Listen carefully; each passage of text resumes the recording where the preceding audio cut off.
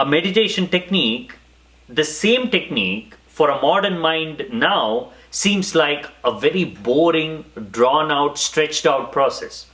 Now, when Dogen taught Zazen, it was a wonderful technique. You did not need anything else. You could simply go sit, and you had no trouble sitting for 1 hour. But if you were to ask someone to sit quiet for 1 hour, now it's a totally different experience. What is different if not for the change in your attention span? Because you've gotten used to moving from one activity to another, moving from one thought to another very quickly, and the world has been constantly feeding to that desire to quickly shift from one experience to another, your attention span has diminished dramatically. Where does boredom come from? Take a kid who's addicted to video games and put him amidst of nature, experiencing natural things. He'll experience boredom. He'll say, this is boring. Well, how can nature be boring? It appears boring because somebody has altered or messed with your attention span. They have created those games to catch your attention. They have put in a lot of effort to ensure that you don't get distracted. Because you've become addicted to those games, artificial things, natural movement of life, natural pace of life appears to be boring. That is why sitting and watching breath is boring. How can watching the breath be boring? It's your own breath, it's your own life, it's your own moment of connection with life. And yet it is boring because you have become addicted to a certain way of moving in your mind. Your attention span has put you in a completely different place. Either you have to be distracted for you to stay awake, or when things move normally, naturally, it is so boring for your mind that it falls asleep.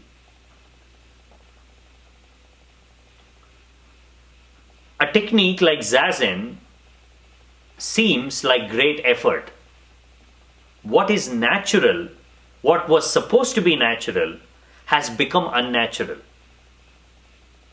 because of the overstimulation, because of the diminishing attention span. A man walks into a library and asks the librarian, "Do you have that new book for men with short attention spans?" The librarian nods and says, "Yes, it's right over." But before she can finish, the man interrupts, "Look, a bird," and walks out. This is the challenge in meditation. You are so addicted to doing something new all the time. Just sitting quiet, just being with your true nature seems like a very boring thing to do. And because this idea of boredom is connected to your identity, connected to that self-image that you have created for yourself, boredom itself can feel like a form of death. If you're not doing something, the internal sensation is you're dying. Somebody has tricked you out of life. Look at your friends. Look at what they're doing. Look at all the commotion, all the activity. How much traveling, how much drinking, how much partying, how many activities are going on. And what are you doing? Sitting still? Who has tricked you into this deathly state? But in reality, you are closer to life in those moments when you're sitting still. You are one with yourself. You're connecting with yourself. And yet your mind interprets it as something else altogether. For your mind, boredom is a form of death. Mind will do anything to not be bored. Even to a point where it is all right becoming unconscious, falling asleep. It hates boredom so much. I will not torture you with boredom. I'll put you to sleep. So that your body is at rest, but your mind can continue to dream. In fact, sleep is a trick of the mind to ensure that you don't get bored. When you're about to get bored, your mind knows an alternate back door through which to escape and continue to do exciting things. It knows how to detach from the body and enter a realm where the body is no longer there to police it. In the dreams, it can be anywhere it wants. It can do whatever it wants. Actually, being with the body is a torture for the mind. That's why it hates being with the body. That's why mindfulness is so hard. You're cooking, but is your mind cooking with you? You're walking, but is your mind walking with you? Your mind is always somewhere else. Your mind is always dreaming about something exciting to do. Hence, it is completely oblivious to the natural movement of life, the natural movement of the body.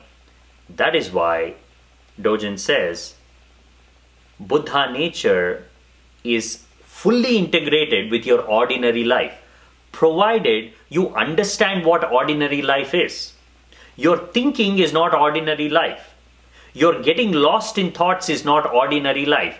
Ordinary life is a moment when there is perfect alignment between your mind, body, and the present moment. That is ordinary life. Taking a walk is an ordinary life. Cooking is ordinary life. Eating is ordinary life. Sleeping is ordinary life. That is why when Zen monks are asked about enlightenment, they simply point to the activity. Did you wash the vessel? Did you finish your breakfast? Did you take a walk? Did you water the plants? It seems like, where are they teaching me about enlightenment?